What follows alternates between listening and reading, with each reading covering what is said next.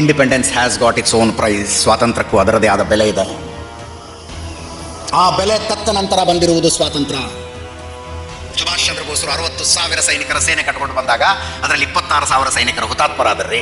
26,000 ಸೈನಿಕರ ಹುತಾತ್ಮರಾದ್ರದ್ರಲ್ಲಿ ಅದನ್ನು ಸ್ವಾತಂತ್ರ್ಯಕ್ಕೆ ತೆತ್ತ ಬೆಲೆ ಅಂತ ಕನ್ಸಿಡರ್ ಮಾಡೋದು ಬೇಡವಾ? ಅಲ್ವಾ? ಅದು ಈ ದೇಶದ ಸ್ವಾತಂತ್ರ್ಯಕ್ಕಾಗಿ ತೆತ್ತ ಬೆಲೆ ಅಲ್ವಾ? ಅಂಥ ಎಷ್ಟು ಬಲಿದಾನಗಳ ಕಥೆಗಳನ್ನು ಹೇಳಿ ನಾನು. ಅಂಥ ಬಲಿದಾನದ ನಂತರ ನಮಗೊಂದು ಸ್ವಾತಂತ್ರ್ಯ ಬಂತು.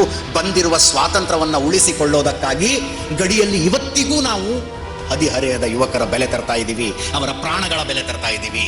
ಅಂಥ 23,000 ಯೋಧರ ಹೆಸರುಗಳನ್ನು ಹುತಾತ್ಮ ಸೈನಿಕ ಸ್ಮಾರಕದಲ್ಲಿ ಕೆತ್ತಿಡಲಾಗಿದೆ. ಯಾವತ್ತೂ ದಿಲ್ಲಿ ನೋಡ್ಕೊಂಡು ಬನ್ನಿ. ಅವರ ಪ್ರಾಣಾರ್ಪಣೆಗೈದದ್ದು ಯಾವುದಕ್ಕೆ ಅಂದರೆ ನಾವು ನೀವು ಹಿಂಗೆ ಆರಾಮಾಗಿರಬೇಕು ಅನ್ನುವ ಕಾರಣಕ್ಕಾಗಿ. 2012 ಮುಂಬೈ ಆಜಾದ್ ಮೈದಾನದ ಘಟನೆ ನನಗೆ ನೆನಪಾಗುತ್ತೆ. 2012 ಮುಂಬೈ ಆಜಾದ್ ಮೈದಾನದ ಘಟನೆ.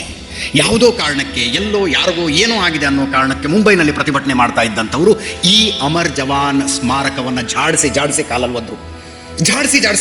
ಈ ಅಮರ್ ಜವಾನ್ ಸ್ಮಾರಕವನ್ನು ಅವತ್ತೂ ಅನ್ಸಿತ್ತು ನನಗೆ, ಈ ದೇಶಕ್ಕೆ ಏನಾದ್ರು ಭವಿಷ್ಯ ಇದೆಯಾ? ಯಾರಿಗಾದ್ರೂ ಆ ಘಟನೆ ಮರೆತು ಹೋಗಿದ್ರೆ ಅಥವಾ ನೀವು ನೋಡೇ ಇಲ್ಲ ಅನ್ನೋದಾದರೆ ಕೂತ್ಕೊಂಡು ಇಲ್ಲೇ ನಿಮ್ಮ ಮೊಬೈಲ್ ತೆಗೆದು ಒಂದ್ಸಲ ಗೂಗಲ್ ಮಾಡ್ಕೊಳ್ಳಿ.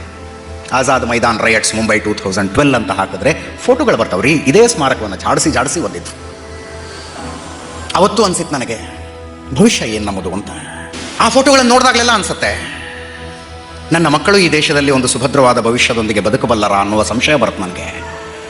ಆದರೆ ಅಂಥ 100 ಸವಾಲುಗಳನ್ನು ಎದುರಿಸಿ ಇವತ್ತಿಗೂ ನಿಂತಿರುವಂಥದ್ದು ಈ ದೇಶ. ಯಾರೋ ಕವಿ ಬರೀತಾರೆ, ಯುನಾನ್ ಮಿಸ್ರ ರೋಮ್ ಸಬ್ ಮಿಟ್ ಗಯೇ ಜಹಾಂ ಸೆ. ಯುನಾನ್ ಮಿಸ್ರ ರೋಮ್ ಸಬ್ ಮಿಟ್ ಗಯೇ ಜಹಾಂ ಸೆ, ಬಾಕಿ ಅಬ್ ತಕ್ ಹೈ ನಾಮೋ ನಿಶಾ ಹಮಾರಾ.